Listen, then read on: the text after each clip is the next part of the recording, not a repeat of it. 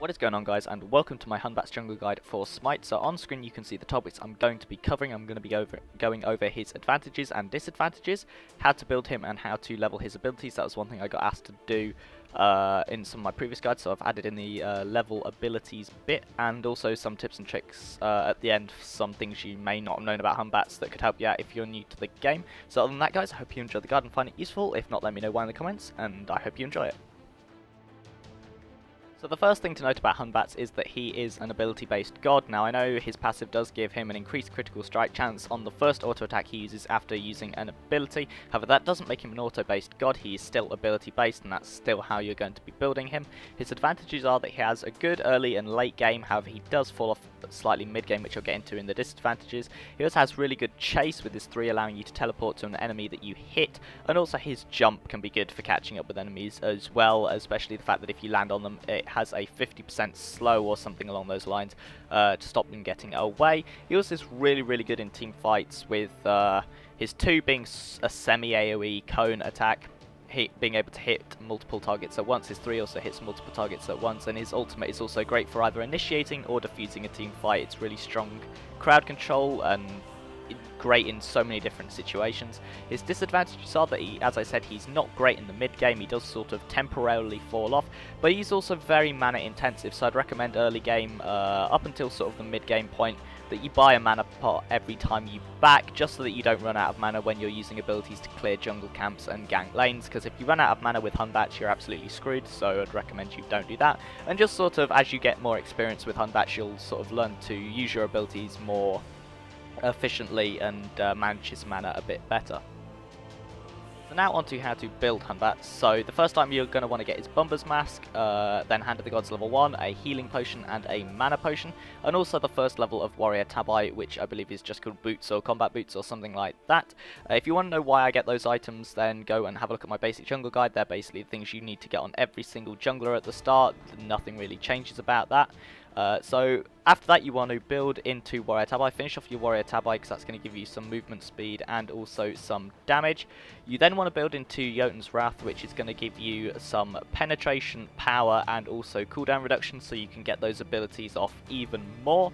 And then you want to go into Deathbringer because, as I mentioned, his passive does give you increased critical strike chance on every auto attack you use straight after an ability.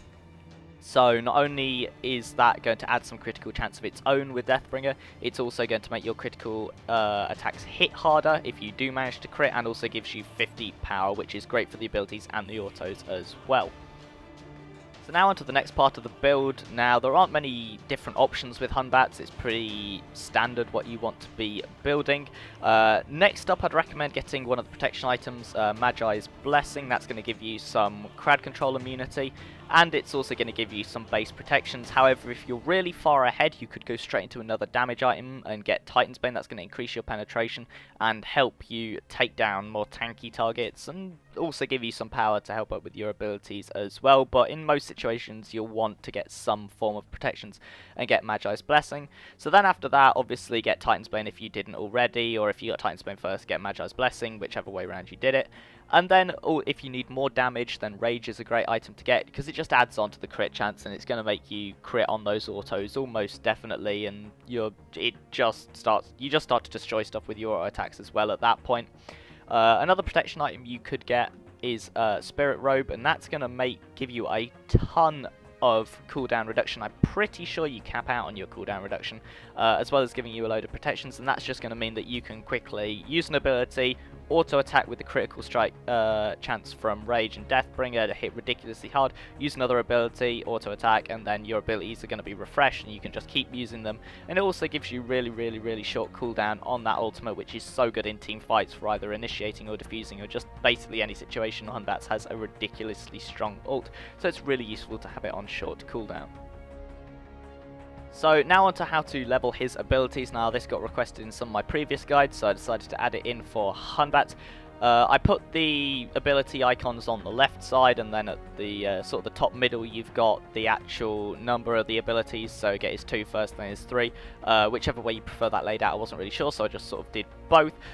Points to know: if you used your ultimate, just use your ultimate and you can level it up, there's no point, because it's going to be a good minute ish, give or take, before you can use it again, so there's not really much point putting a level into that. You might as well just level something else. That'll be a much better use of the level.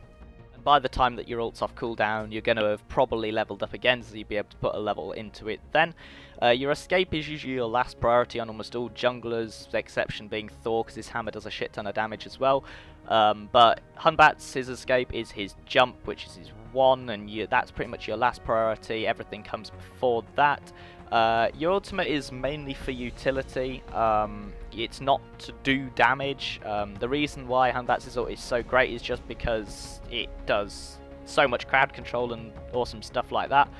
But your 2 and your 3 are going to be your main sources of damage, along with your occasional auto attacks. The exception, the one thing that you may do differently is, for example, if you are team fighting a lot early or mid game for some reason, you may want to put some extra levels into your ultimate because it extends the duration that the targets are crowd controlled for. I don't really know what to call it. They're not stunned, but you know what I mean if you see Hun Batz's ult. They're unable to fight you for a lot longer, so if you're doing lots of early team fighting, you may want to put an extra level into his ult here or there, but other than that you want to focus on your 2 and your 3. So now onto the final part of the guide. I'm just going to be going over a few sort of tips and tricks and things you might not know about Hun Batz, and I'm also going to be showing most of them in the gameplay you see on screen. So if you didn't know, you can use his jump through walls. If they're too thick you won't be able to, but the majority of walls you will be able to jump through if you need to escape a certain situation.